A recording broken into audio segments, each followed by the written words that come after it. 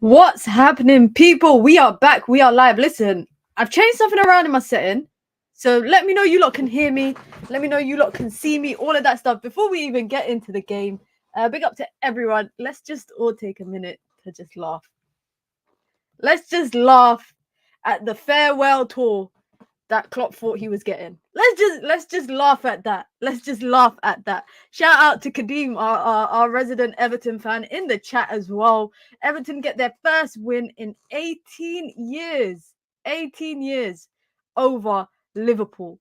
And what a time to get it at Goodison Park when they're in a title race. The title's done for them. The title is done for them. Game over. Done. That's it. And that's a big also 3 points for Everton. That's a big 3 points for Everton, man. Big up to everyone. Be sure to hit the like button. Be sure to subscribe.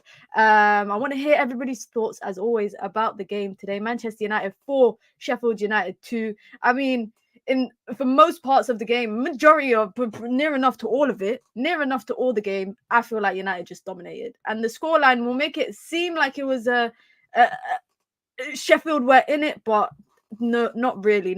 I'm not going to dwell too much on the negatives because I think there are some positives to take from today's game. Big up to Staffy and their viewers with the raid. I appreciate that. Big up to Staffy. Listen, Anana's always got a mistake in a minute. I feel like let's just start with that part. Let's start with that part of the conversation. Anana always has a mistake or an error in his locker. It's inevitable. And today, that happened. Poor pass. And I feel like it's something that I've noticed a lot about Andre Onana is when he's passing to his left-hand side with the swept foot. So if he's passing to the left-hand side with his right foot, it's always just weird passing, especially when it's short passes, short plays, short passages of plays. It's always unusual, under hit, and the opponent tends to read it well. But I don't want to dwell on it too much, if I'm being honest. I don't want to dwell on it too much because for once United put in 4 goals in the back of the net, led by none other. I think all praise is rightly so, a captain's performance from Bruno Fernandes. Everyone has their opinions, I think, about Bruno Fernandes and just the type of player he is, but today he put in a shift. And let's start with what was actually mentioned before the game. So earlier, I think it was yesterday. No, it was today. I saw reports about Jason Wilcox telling Eric Ten Hag that there has to be a distinguished type of style of football evident from today. I didn't really believe it until the Muppeteers. I think that's the name. Apologies if I mispronounced it, but they also reported it. Very reliable with information, probably the best source for Manchester United information.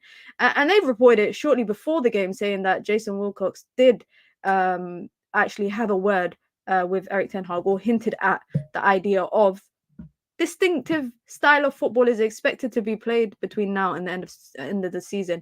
And I will say one thing is that I feel like this particular performance today, it wasn't more so that the opponent was crap. I feel like the opponent sat back. I feel like Sheffield United really sat back. They didn't press much, especially in the first half. And it could have easily been 5, 6, 7, 8. It could have been, if people finished their food, if they finished what was on their plate, United could have easily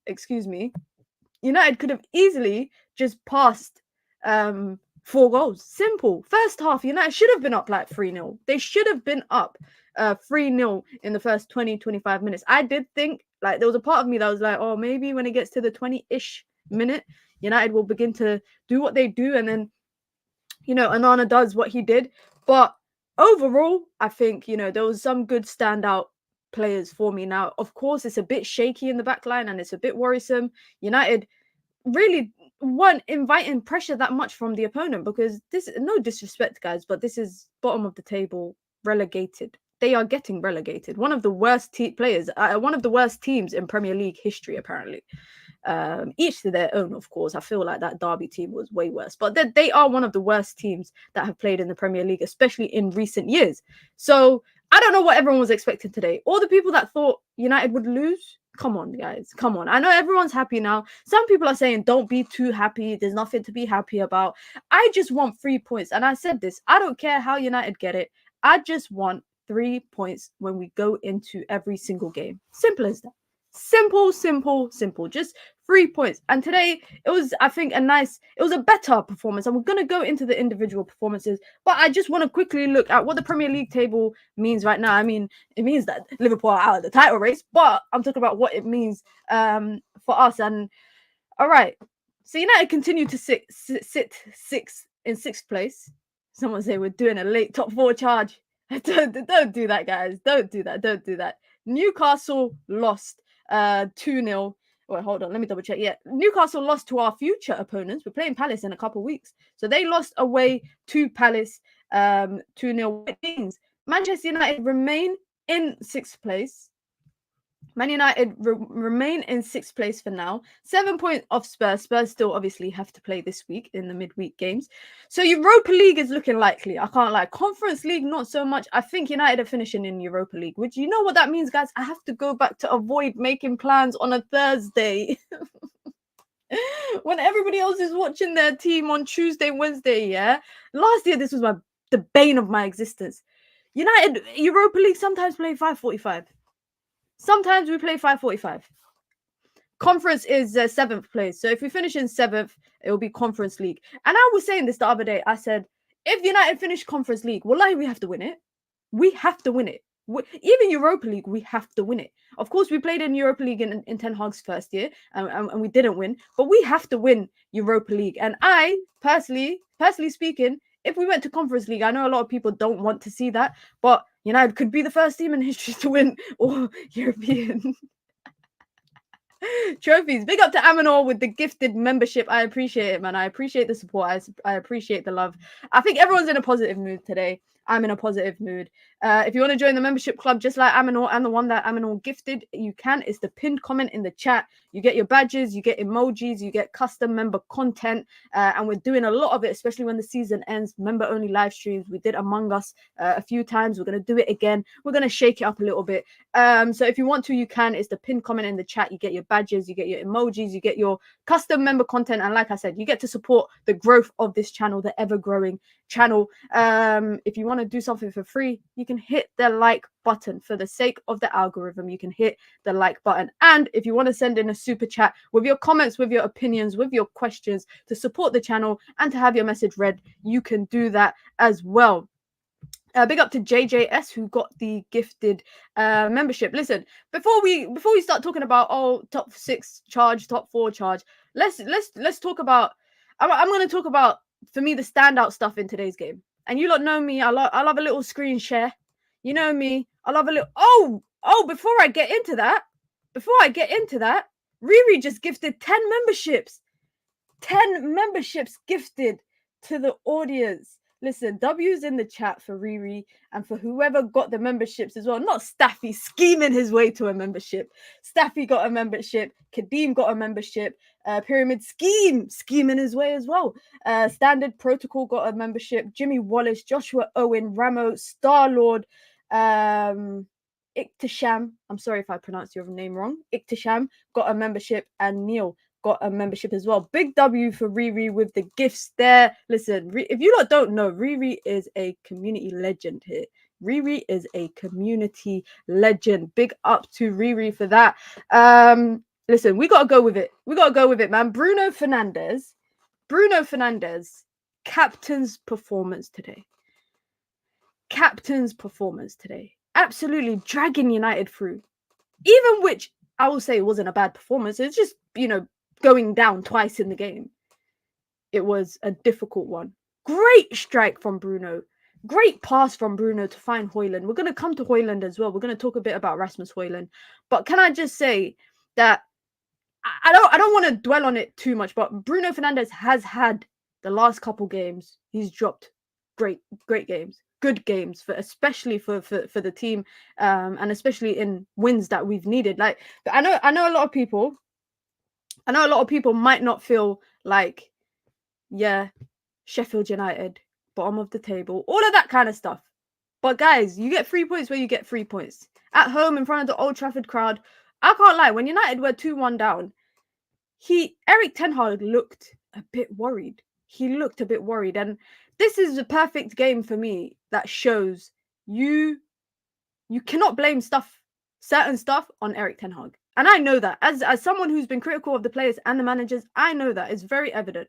That Onana goal that we conceded, that's on Onana. That is on Andre Onana. Now, the second goal United conceded, the cutback. I mean, I was talking about this just after the Coventry game. I was saying United, our biggest issue when it comes to the defensive line in transition is cutbacks. And United went and conceded another cutback. And then they conceded another cutback. The penalty, can I say, guys, by the way, if anybody understands the reasoning behind it, I didn't really understand it. The ball went in.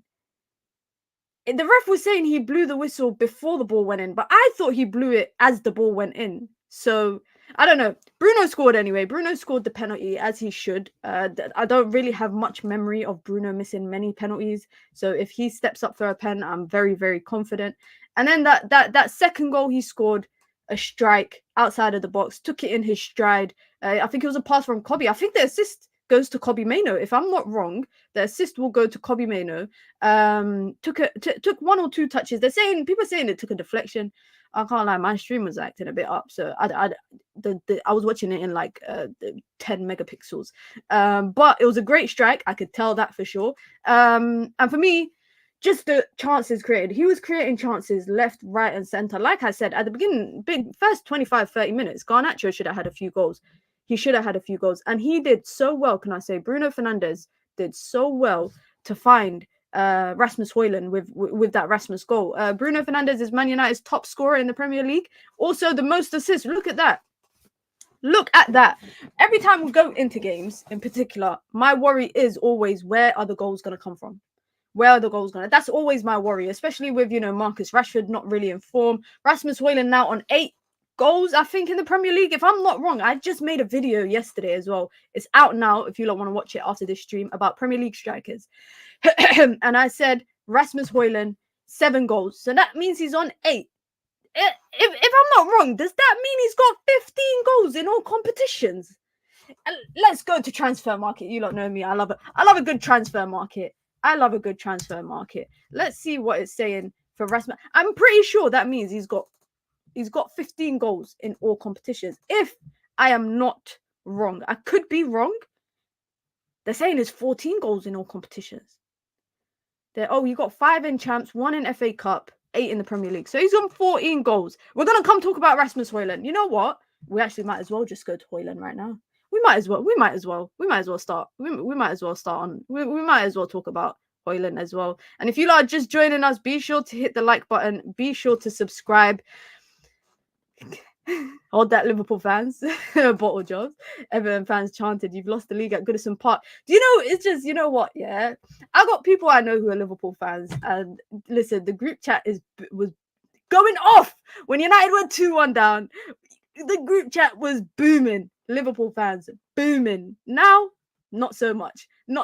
They're all quiet, or every single one of them are all quiet. And so one of my cousins who's a United fan said, "I didn't know Klopp's farewell tour meant farewell to the trophies." Maybe I like a good little joke, but that made me laugh. I'm not gonna lie, that absolutely made me laugh. But Rasmus Hojlund gets on the score sheet. He hadn't scored, I think, for about 7 or 8 games, if I'm not wrong, about 7 or 8 games. And this is what I like about Rasmus Hojlund, is even when he's struggling, he just persists. If you just keep persisting, it will just eventually go right. And that's what he did today. He kept persisting for the goal, making better runs against a team when they're playing a low block. It's not the easiest, but you see what happens, Erik ten Hag, when we care about possession and we care about patient build-up, responsible build-up. You see the big difference in the passage of play. You saw that today. That for me was the biggest standout. The possession, not just having possession and doing something with it, but being responsible with the possession. And of course, I think that goes against what Erik ten Hag is trying to build, because he came into Manchester United and said, I want to make Manchester United the best, what was it, transitional team in the world. I don't want that. And clearly, if this is the instructions from Jason Wilcox, Sir Jim Ratcliffe, etc., if the instructions is possession style football, possession dominant football, we are getting a glimpse of it in today's game. Now, it will be completely different when Erik ten Hag has the available players, I think, if he has his direct starters available, the back line, midfield, etc., etc. It'll be so different. Now, I'm not going to sit here and say, will he get the opportunity to do that? Because we don't know. We don't know. But one thing we can say is that we saw today that, to an extent, these players can do that. They can do that style of football and play that style of football. Possession style football. I think it was Garnacho. There was a passage of play with Garnacho. Took 2 good touches. He took 2 good touches. It was 1 touch. I can't remember who he did. I think it was with Eriksen or Bruno. 1 touch, ran into the box. He skipped past Rasmus Hojlund and then just shot across the other way. Had he gone, I think, for the right corner, it would have been in. Bro, we made Sheffield United's keeper, wasn't it, Fotheringham? We made him look like Schmeichel. Why is it that when it comes to finishing our chances against Sheffield United or just lower league teams, we make their goalkeepers look so much better than what they do? We make them look elite. We make them look elite. And Fotheringham in the first half looked like the better goalkeeper out of the 2 goalkeepers on the pitch. I don't get it. I don't understand. Of course, for me, I'll be honest. And you lot might not agree with me, but I want Garnacho to get these errors or these moments. I want him to get it out of his locker now, whilst he's still young. You don't want to be, I don't want to say it, but you don't want to be 22 missing chances like Anthony does. You don't want to do that. So I don't mind. I would like Garnacho to get it out of his locker, because he's got players like Bruno, he's got players like Rasmus that will score and bail him out for the chances that he's missed. It's as simple as that. Should players be missing chances at that rate? No, but there is a silver lining in all of that, which I'll say is that United are creating chances. We are creating chances. Just 2 days ago, Daily Mail or whoever, Mirror, whoever it was telling us, oh, Diallo and Bruno got beef. Hojlund is complaining that no, Diallo and Bruno got beef with Hojlund. Hojlund has been complaining that Bruno doesn't pass to him. Bruno passed to him today, gave him an assist on a plate, and said, how about that? Daily Mail, Daily Mirror, whoever it was. I can't remember exactly who it was. But I'm really happy for Rasmus Hojlund. I don't know if you lot feel the same. I feel very relieved him getting on the score sheet. I feel so relieved. It just means that he's persistent at making those runs, getting into those opportunities that he can get into, and taking the moments when they come. I mean, in the 6-yard box, I've always been a bit critical about his movement. And today, we saw that he was able to do that. Big up to Eva says, Erik ten Hag still forcing Anthony on us. Big up, Mina. We're going to talk about Anthony. I don't want to see that guy ever. This season, I don't want to see Anthony. No disrespect, but I don't want to see him play anymore. Like, I don't know why. And I have a theory. I have a theory about why Erik ten Hag moved Diallo to left back. I'm going to come to it later when I speak about Anthony and Garnacho. If you've just come through, be sure to hit the like button. Be sure to subscribe. Over 150 people watching. Let's try and get 100 likes, guys. I don't think that's too far-fetched. Other channels can do the 500s and the thousands, but for me, 100 likes will make my night. So let's get 100 likes if we can. If you want to join the membership club, you can. It's the pinned comment in the chat. You get your badges, you get your emojis, you get your custom member content as well. And of course, you get to support the growth out of the channel. Dana said we were still terrible. I don't think United were terrible. I think United were up against the worst team in the Premier League, yes. But we saw what happened when we went away. We saw what happened when we went away to Sheffield United. Just about scraped past. I think it was Diallo scored the winner. I don't know. He scored. I remember he scored. I don't know if it was the winner, but I do remember he scored. Today, a team sat back for predominantly most of the game. United have struggled this season to break down low blocks. United have, let's be honest about that. United have struggled to do that. So for me, it was just nice that United were able to get 4 goals. I mean, you look at the score sheet, or you look at the scoreline, and you think 4-2. Wow, like it must have been a blinding game. Both opponents must have been going at it, but it wasn't really. That was the case. And anytime I did feel like United were threatened, it was mostly from individual errors. It wasn't from great passages of play from the opponent. Again, if you guys disagree, please let me know. Diallo should have scored again. He should have. He was through on goal.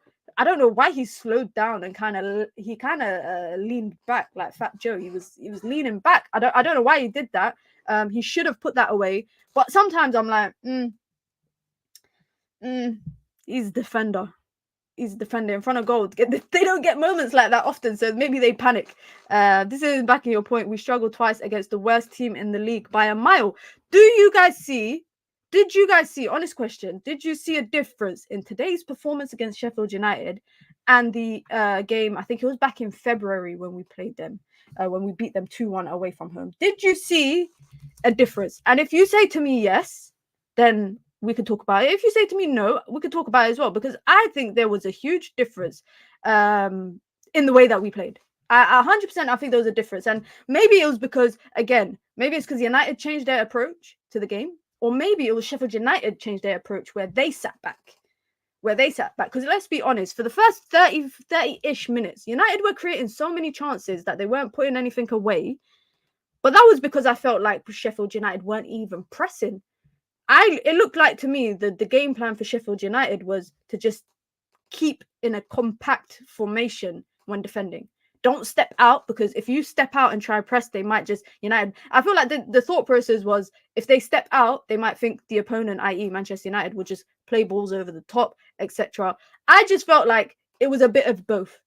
Predominantly Manchester United being a bit more responsible, but I will say that even when United tried to be better with possession, even when United tried to be a bit more responsible with possession, we still got the genetics of 1-2 stupid people. I don't want to use the term stupid, actually, so let me not use the term stupid. I think we have 1 or 2 people that are still, a few people in the team, actually, that can just switch off like that. Or it's their natural playing style, and they'll give away possession. I saw quite a few times Anthony give away possession, and they'll just do something ridiculous that might lead to a counter, may lead to an opportunity for the opponent. But like I said, a lot of the time that if Sheffield United did have a chance, I did feel like it came mainly from United's own wrongdoings, rather than, the opponents bopping us off the pitch. If you guys understand what I mean. I really can't talk about this game without talking about this guy here. I need to bring it up on my screen, because I've lost it. There you go. I can't talk about this game without talking about this guy here. This one here. Harry Maguire, not Ericsson. I know he's in the picture with him. I know he's in the picture with him, but Harry, you lot know on this channel we don't call him Harry in it. You lot know if you're new to the channel, you might not know this, but we don't call him Harry here. We call him Jacob. Jacob is his first name. Harry is his middle name. So I've always said that I will call him by his first name. Jacob, this season, just this season alone, I think, I'm not going to say he deserves to stay at United, but he definitely has taken the moments that has been thrown at him and acted as a proper professional. I mean, he scored the goal that was very important for United today. He scored a big goal for them on the weekend. Has been playing through injuries, guys. He's been playing through injuries. He said it after the Coventry game. He said he hadn't trained for the whole week. I don't know if he trained this week, but I know that he didn't train the entire last week ahead of the Coventry game. This is another player who has been scolded by fans, myself included. I've criticized him, not as a person. I've criticized him as his playing ability. Of course, again, let me just emphasize, it's just Sheffield United. But on the score sheet again. This is when we brought him, this was the player that I was sold. The guy that will score headers and be a physical presence in the box. And not just that, respect to him for just being able to just play football. Forget everything else. Forget that you're not captain anymore. Forget that you're not the starter and you're only playing right now because of injuries. But forget all of that. Respect to him for playing and dropping minimum 7 out of 10 performances. Because let's be real, when was the last time Harry Maguire had a good game today? But honestly speaking, guys, when was the last time Harry Maguire dropped a 1 out of 10? You know, when he's the worst player on the pitch? When was the last time you guys can say that you feel like you watched Harry Maguire drop a stinker? Because I don't think it's been a minute. It hasn't been a hot minute since he's done that, in my personal opinion. And maybe it's the pressure. Maybe it's less pressure on him. Maybe when Erik ten Hag came in and dropped him to the bench, and then, you know, his confidence was a bit low, and then he kind of lifted his confidence a bit going to the World Cup, etc. Got the armband taken off him. Maybe that is what he needed. I know that sounds wrong, but maybe that's what he needed. Maybe he needed the less pressure. And when you're not captain, because let's be honest, Manchester United captain gets slated the most. I think today, if United had drawn, no matter what Bruno Fernandes had done, he would have been one of the, because Rashford ain't there. Rashford wouldn't have been there to pick into him. So Bruno would have been that number one person that people would have picked at. Even if Bruno had a decent performance, they would say, oh, you know, captain can't motivate players, etc., etc. And I think that pressure really is not for Harry Maguire, genuinely speaking. Now, would you guys keep him? Because as you know, he's got 1 year left on his contract after this season. So United will either have to give him a 1 year extension in the summer and then try sell him, or they have to sell him this summer. They have to.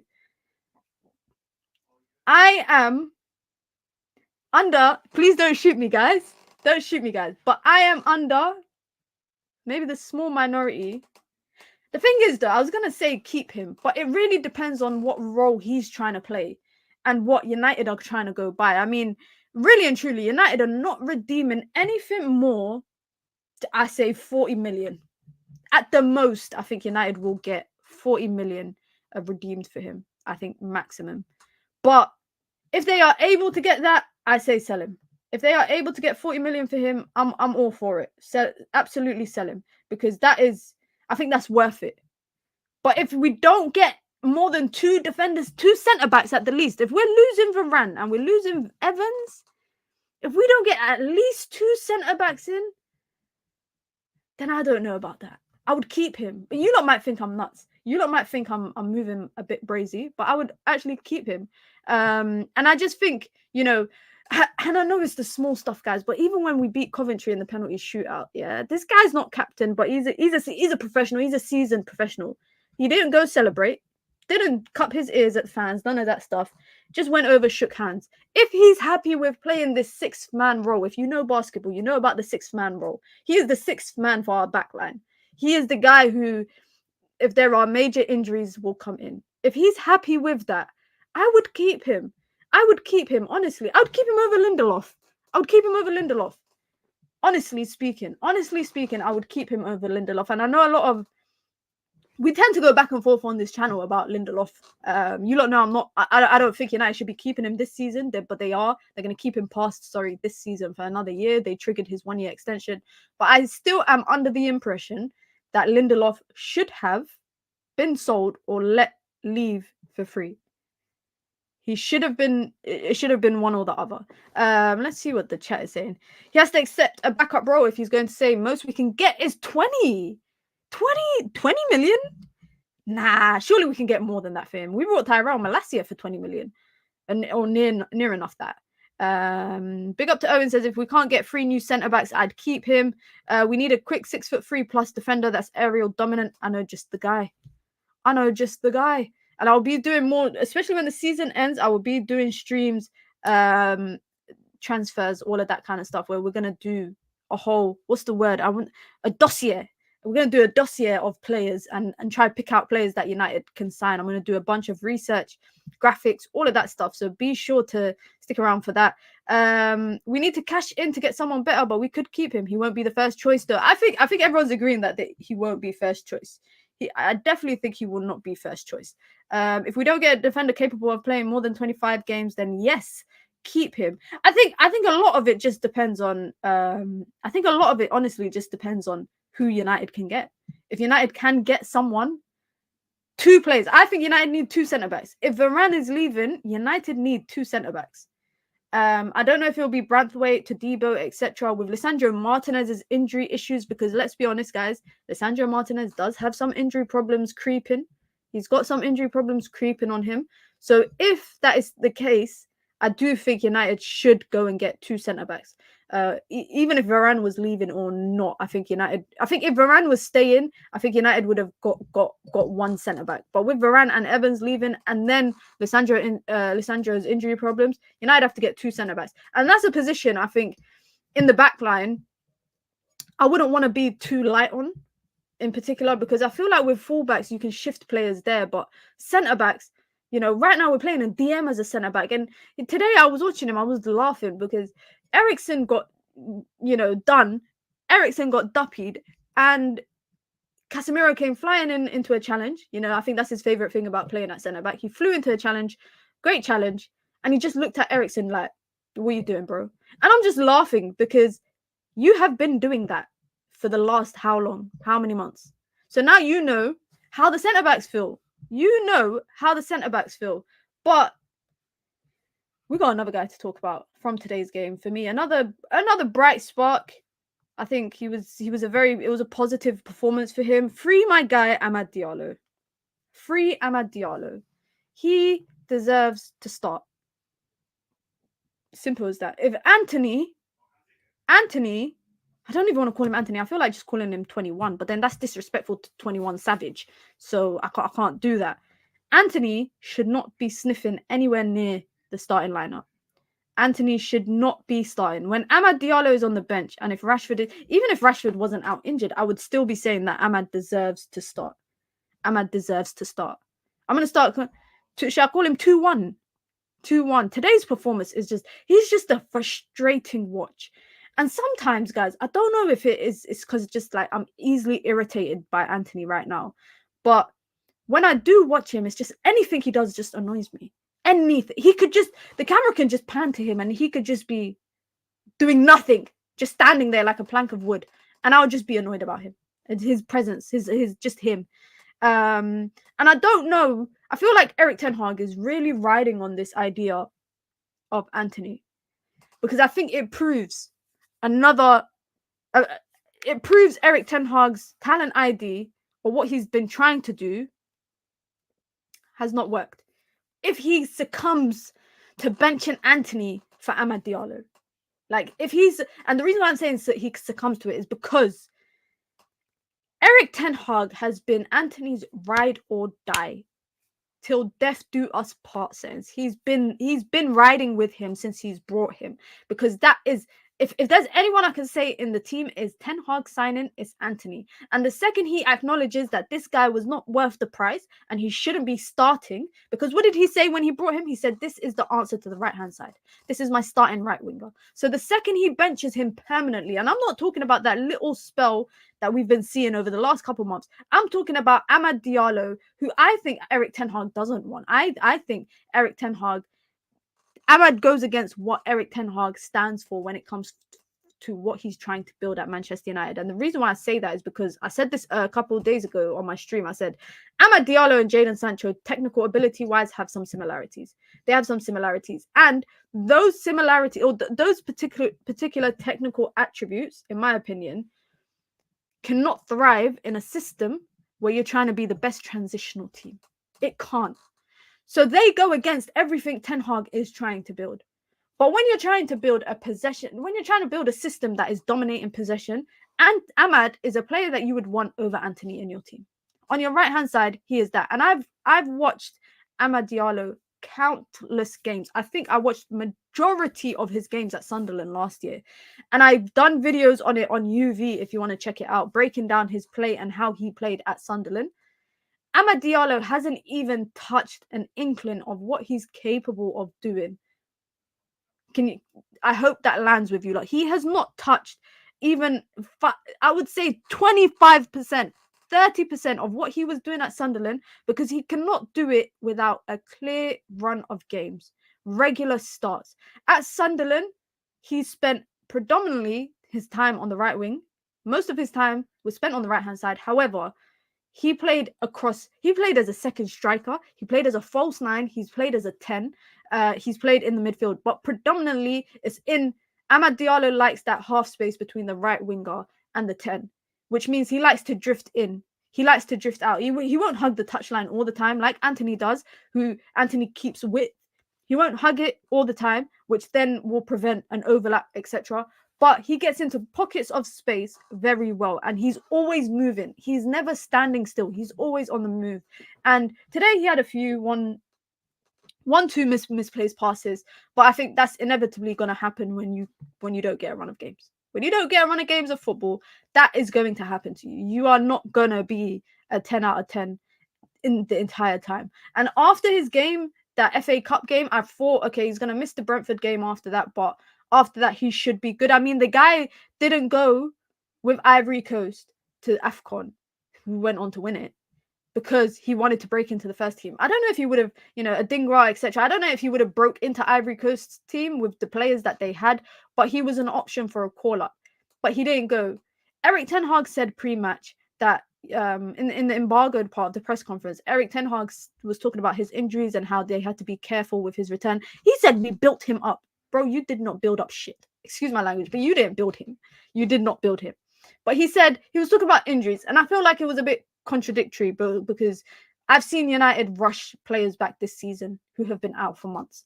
I've seen United play Luke Shaw for 90 plus minutes in multiple consecutive games only for him to get another injury. I've seen Lisandro Martinez get rushed back from injury. I've seen Marcus Rashford be playing through an injury. I've seen McTominay was meant to be out today injured, but somehow he was still available. I've seen United doing that. I'm not saying Amad should play through injury, but I'm saying when he's come off the back of a long-term injury, that shouldn't be the excuse. I've seen Amad Diallo come in. Not Amad Diallo, sorry. Kobbie Mainoo come in after a few months out of injury. And then it was very much like a inconsistent in and out of the lineup till he basically solidified his role. So we've seen it. We have seen players come from long-term injuries back into the team and get a chance. If Amad Diallo is not in your plan, just say that.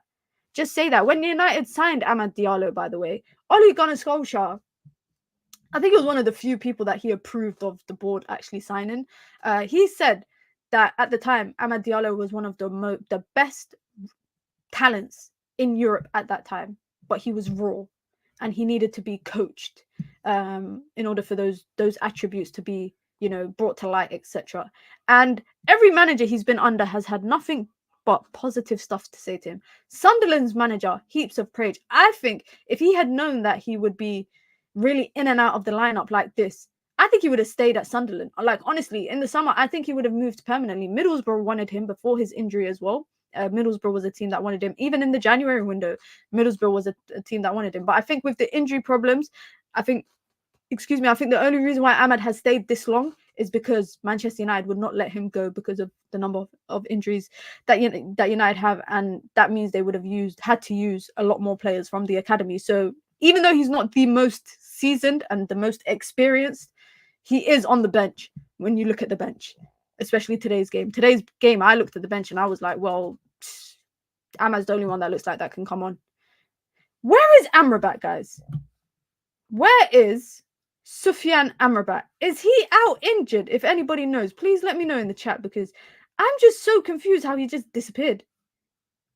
I'm just so confused how he's just disappeared. Oh, he did come on today. I didn't even remember him coming on. That is so jokes. Well, I don't even remember him coming on. He played tonight. I don't even remember him coming on.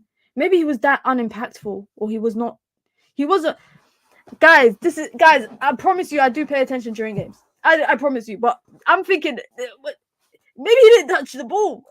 Maybe he did not touch the ball. Because I was genuinely thinking, before the game started, I was thinking, bro, what has happened to Sufyan Amrabat just over the last couple of months? He went from going to AFCON, coming back, and not seeing a sniff of him. You know what's so funny? He came on for Wheatley. No, Hojlund came on for Wheatley, because I was just about to talk about him as well. World Cup hype. I might be guilty of that, guys. I might be guilty of the World Cup hype. I'm not saying I've never watched. I've watched Amrabat before the World Cup and after the World Cup when he was at Fiorentina. And I did think he was a good player. I just think, honestly, guys, I just think Premier League's not for him. Not at the intensity that Ten Hag wants to play. He's not a fast player. I think if United were to transition to this possession-based football, I would be interested to see him in it.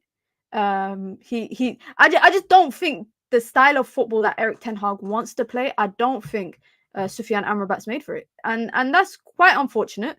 Especially for me, because I'm someone that's I've liked Sufyan Amrabat for a long time, but I just don't think, and I can admit that. Sorry, Lil Yo-Yo, because I made you get a Amrabat shirt. I told Lil Yo-Yo get an Amrabat shirt, but I think honestly, he's just not made for the way that Erik ten Hag is playing or wants to play Manchester United football. I just don't think that. I don't think he's made for that. One thing I was gonna, you guys kind of beat me to it as well, because I said something so dumb. I'm not listening to you anymore about these players. I'm sorry. I am sorry. I'm sorry. Okay, I'm guilty as charged. Guilty as charged. Shout out to Wheatley. Scored 2 goals yesterday to take Manchester United under 18s to do the double. They're on path to do the treble, so that's interesting. Beat City 2-1 in the PL Cup to be the champion. Scored 2 goals. His first goal. What a goal, by the way. Ball over the top, took a touch, bam, on the volley. Top goal. To then come on. He came off at halftime yesterday. Him, Amas, and one other player, I think it was, because Erik ten Hag wanted them to be part of the game, but also they were going to be part of the matchday squad. And then he became number 250. That's a big milestone, guys. Number 250. 250 players have made their debut for Manchester United from the academy to the first team. That is a huge number. And I feel like we don't talk about it enough. We talk about United's academy as if it's an academy where 1 or 2 players come through. Some teams don't have, I would say, 150 players coming from the academy across their entirety of existing from the academy to the first team. And United have had 250. Now, the amount of them that have gone on to be successful at the club and win Champions League, Premier Leagues, all of that, we could debate that. But this is still, for me, an amazing one, especially because Manchester United's academy in the last 10 years has not been up to par with the likes of Manchester City, etc. I feel like Man City have become the staple for everything in football right now. And there's a great article about it on The Athletic. If you don't want to read it, it's like a 2-piece long read with Andy Mitten. You know, Andy Mitten is the GOAT when it comes to that kind of stuff. It's a 2-piece long read about, he spent the day at the academy, and obviously they built a new facilities, and they've implemented a new structure of the academy, etc. And Wheatley is just another example of that. One player I can't wait to see make his debut, Amir Ibragovic. I think I said his name right. I hope I did. Amir Ibragovic. He was at Old Trafford today with his family, with Jason. I think he was with Jason Wilcox, apparently in a box, reportedly, with his family. He is one player I cannot wait to also get an opportunity to the first team. Still quite young, so he's got some time to get to the senior team. Bro, I'd be pronouncing everyone's names wrong. If it wasn't for the people in the chat, well, I don't know what I would do. I might pronounce my own name wrong. I might, but then again, it's a language barrier. I'm just gonna always blame the language barrier for me. His name is Ibragimov. Ibragimov. Sorry, man. Shout out to my guy now. I might just call him Amir. I might just get Ibra. If I get a shirt, if he comes to the first team, I'm just gonna get Ibra on the back, because that's half of my surname. So I might just get Ibra on the back. But he's another player. I think he'll be like, I'll say he's gonna be like number 200 and should I say like 263? He's going to be like number 263. That's such a random number for me to pick. But I think he will be that. What does this mean? What does this mean for Erik ten Hag? I know it's people. You can't win a game. United can't win a game. United cannot win a game without people who are pro ten Hag. Stop getting shirts with players' name on it, man. I should learn. I should honestly learn. To be honest, though, guys, this season I have not got a United shirt. As much as I want to, I don't know. I don't know why I haven't got around to actually getting one. But I haven't got one. You lot know about the traumatic shirts that I got last year and the year before that. So maybe this year I just had to take a break from getting United shirts. But I do need to stop getting players' names on the back of my shirt. because you would have thought I learned from Paul Pogba, Ronaldo, and Sancho getting like multiple shirts of theirs. You would have thought I learned, but I still haven't learned. I do want to get a Kobe shirt. So maybe that's the only one I'll break the rule for. Yeah, that's the only one I'll break the rule for. But what does this mean for Erik ten Hag? He lives to see another day. If it's really true about Jason Wilcox asking for a style of particular football to be played immediately, then Erik ten Hag is clearly capable of doing what they ask. I think that's been the biggest doubt or the biggest questions of would he want to do that. He's capable of doing it. It's very clear. It's very obvious. And if that aligns with the way that if his idea of possession style football aligns with the ideas that Jason Wilcox and Umar Barada, etc. have, then I think he might have much stronger of an idea of whether he will stay or not. There was reports today that was suggesting that they've already made up their mind on Ten Hag, but like it's nothing confirmed. It's none of it is confirmed, so I don't want to speculate for no reason. And it wasn't even from a strong source. Erik ten Hag, for me, you don't know what it is, man. I don't have anything else to say. Today I can't blame the goal. I don't think you can blame the goal, particularly Onana's mistake, on him. The cutbacks for me is just another defensive flaw. United have been conceding cutbacks all season, and it's something that's not been addressed. So that is on the coaching staff. But United won. I don't want to dwell on negatives too much because it's 3 points. It's 3 points. I had a Russo t-shirt and then she left the photo for summer. I got Martinez. I won't forget these shirts. So you don't have an Amrabat shirt and you convinced Lil Yo-Yo to get one. Yeah, I don't know why Lil Yo-Yo listened to me. Honestly, guys, I don't know why Lil Yo-Yo listened to me. I would not have listened to myself. I would not have listened to myself at all. Honestly, I would. I don't know. Maybe we should ask Lil Yo-Yo next time next time he's in the chat. Ask him, why on earth did he listen to me? Why on earth did he listen to me? But before we actually start to wrap the stream up, I have to show you guys this because this is the best thing ever. Even though it's been a shit show of a roller coaster for Manchester United, we can still laugh and smile somehow, some way. Now, of course, the Premier League still has 6 or so games to go, and of course, you know, it's a 3-man race. But I think if City win, Liverpool go back to third. City will go to second, and they've got a game in hand. But they were talking about the last dance. They were saying the last dance. Do you know how funny that is? They were saying a farewell tour. The farewell tour started at Carabao, and it's ending at the Carabao. They were talking. I heard people talking about treble. The Tesco value treble, because a flipping Carabao Cup and a Europa League and a Premier League ain't a treble. Yeah, the treble is what United did. I ain't even gonna say what City did because they brought that. But what United did, that's the treble. Yeah, they were saying Europa League. Oh, Bayer Leverkusen versus Liverpool in the final, passing of the torch.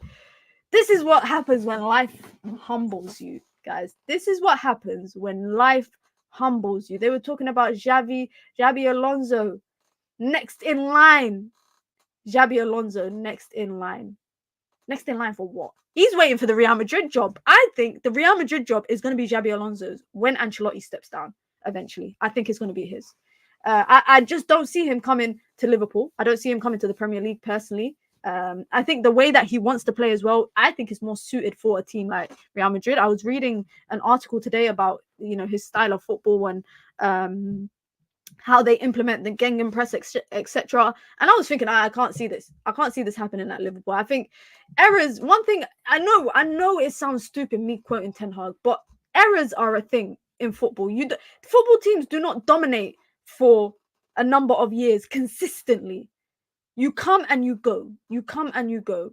Liverpool had their time. Yeah, what, they finished second twice. 1 Premier League, 1 Champions League. 1 Premier League, 1 Champions League. in the best era of yours, or the best manager that Liverpool fans so much claim for it. They claim that Jurgen Klopp is one of the best people to ever bless the Premier League. Yeah, you got 1 Premier League and 1 Champions League and the Carabao Cups to show for that. Life humbles you. Life humbles you. And Jurgen Klopp, for someone, I get it. They put 7 past United. They put 7 past United. But I knew that Liverpool were winning shit, yeah, when they couldn't even beat us in our worst season. They couldn't even beat us in our worst season. I know draws are not something to brag about. People are going to say, Mina, how the mighty have fallen. You're bragging about draws. But they still could. They were talking about the front three. They were talking about Darwin Núñez, who for me is he's not a finisher. He's not a finisher. When it comes to being a striker, he is not a finisher. He just blasts shots left, right, center, and just hopes it goes in. That's not a striker. That's not a striker. Anyways, let me not go in on Darwin Núñez. But I just thought, let's just laugh a little bit.